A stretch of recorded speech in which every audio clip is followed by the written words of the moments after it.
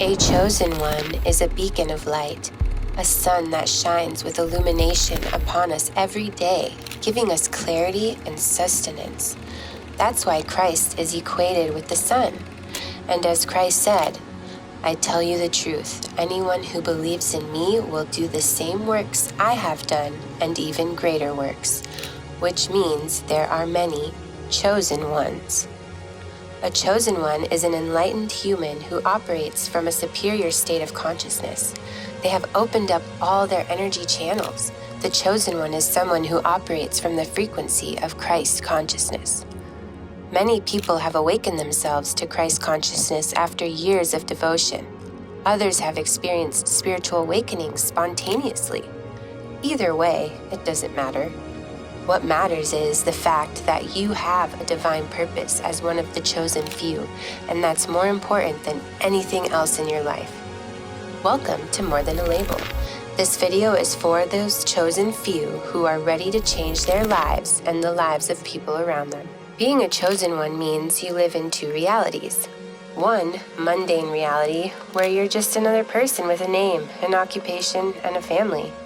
But the other reality is more whimsical and driven by higher forces.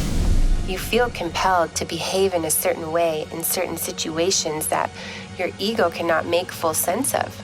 You feel as if a higher intelligence has an effect similar to fulfilling your strings, but in a gentle way, as if you're being nudged to do the right thing. Not many people around you believe in you when you talk about those things, but you're certain by now that you're part of a divine plan and you have a significant role. You've seen countless signs, and they all seem to point towards one truth. You are tasked with a divine role that's greater than your mortal life. You receive these messages and synchronicities that guide you towards the right place at the right moment, and you're often required to do the right thing. The chosen one is like the sun, casting its rays across the vast expanse of the sky. Their presence is not just noticed, it's felt deeply, like the warmth that radiates from the sun's embrace. Just as the sun draws planets into its orbit, the chosen one draws people into their sphere with an irresistible pull. Rumi says, "They are the chosen ones who have surrendered. Once they were particles of light, now they are the radiant sun." People are drawn to the chosen one's aura like moths to a flame. They feel the warmth of authenticity and depth emanating from the chosen one's being. It's as if the chosen one holds a promise of understanding and enlightenment, a beacon of light in the darkness of uncertainty. But, like the sun, the chosen one's influence can be both awe-inspiring and discomforting. In the light of their presence, vulnerabilities are laid bare, insecurities exposed to the harsh glare of truth. The chosen one's magnetic energy evokes feelings of admiration and envy, but also stirs unsettling emotions within those who dare to draw close. For the chosen one, this magnetic energy is both a blessing and a burden. It offers the potential to elevate others, guiding them towards transcendence and enlightenment. Yet, it also carries the weight of responsibility, knowing that their light has the power to both illuminate and destroy. Just as the sun nourishes life but can also scorch the earth, the chosen one's influence can be both life-giving and destructive.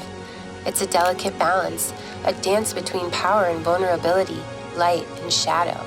And like the sun, the chosen one must learn to wield their energy with wisdom and grace, mindful of the impact it has on the world around them.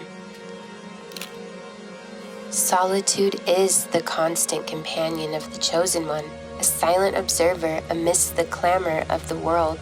While they may walk among the crowds, their soul remains shrouded in the cloak of isolation, tethered to the divine quest that sets them apart.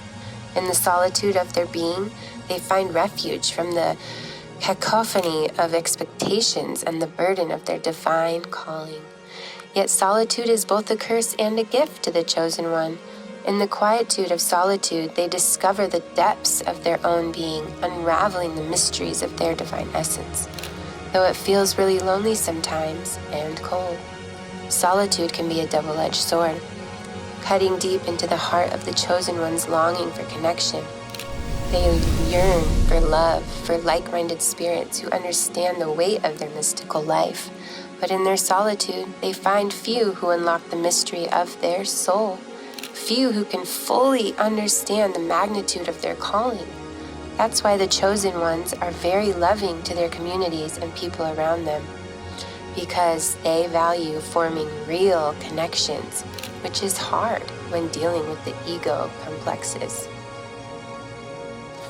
The ego of the chosen one is constantly in conflict before their full awakening. They oscillate between enlightenment and madness. Why am I a chosen one? Why am I even asking this question in the first place? Am I just another sufferer of the Messiah complex? Did I channel a message from a higher power, or is it just my crazy mind pulling tricks on me? These are all questions that become very relevant to the chosen one who's not fully awakened to his or her divine purpose. As a chosen one, your purpose in life is to live authentically and remind people of the essence of what being alive is actually about. The Messiah complex is a psychological phenomenon where an individual believes they are destined to save or fix others, often at the expense of their own well-being. It's a delicate balance between genuine care and the pitfalls of megalomania, where the desire to help becomes entangled with a sense of superiority or divine mission.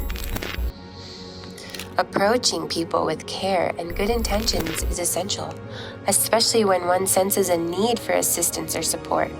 It's akin to the parable of the monkey who saw fish swimming in a pond and tried to save the fish from drowning.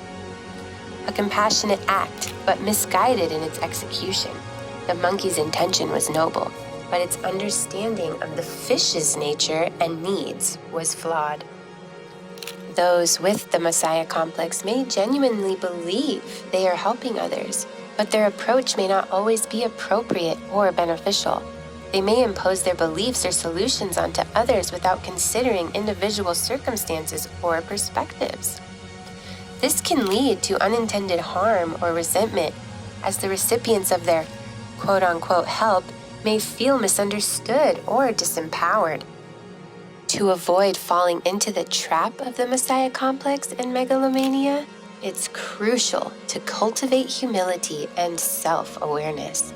Recognizing the limits of one's knowledge and abilities is the first step towards genuine empathy and effective support.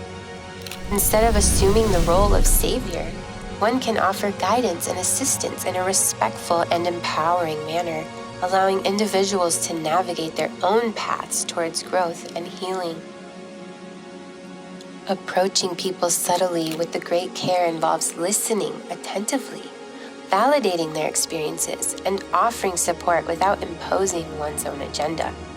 It requires humility to acknowledge that we don't always have the answers, and that true help often comes from empowering others to discover their own solutions. For those who feel drawn to walk the path of the chosen ones, it's paramount not to let the ego overshadow their journey. The allure of feeling special or superior can easily lead to the pitfalls of the Messiah complex and megalomania, distorting one's intentions and hindering genuine growth. Seeking wisdom from chosen ones who have walked the path before us is essential in navigating the complexities of divine calling. Examples set by figures like Christ, the Buddha, and Prophet Muhammad offer invaluable lessons in humility, compassion, and selflessness. Christ, with his teachings of love and forgiveness, exemplified the essence of humility and service. Despite his divine nature, he embraced vulnerability and walked among the marginalized, offering solace and healing to all who sought him. Similarly, the Buddha's journey towards enlightenment was marked by a profound sense of compassion and understanding. He recognized the interconnectedness of all beings and encouraged others to cultivate wisdom and compassion through mindful awareness. Prophet Muhammad, guided by the principles of justice and mercy, sought to uplift the oppressed and empower the downtrodden. His teachings emphasized the importance of humility before the divine and encouraged followers to serve others with sincerity and devotion. By studying the lives and teachings of these chosen ones, we gain insights into the transformative power of humility and selflessness. They remind us that true greatness lies not in the exaltation of the self, but in the service of others and the pursuit of spiritual enlightenment. In embracing humility and seeking guidance from those who have walked the path before us, we align ourselves with the timeless wisdom of the divine.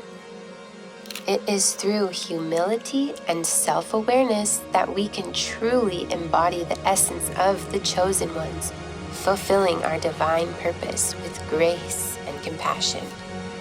If you too feel the pull of a divine calling and found this video valuable, subscribe to our channel. We want to be there as a guiding light every step of the way on your journey to spiritual awakening. Peace be upon you.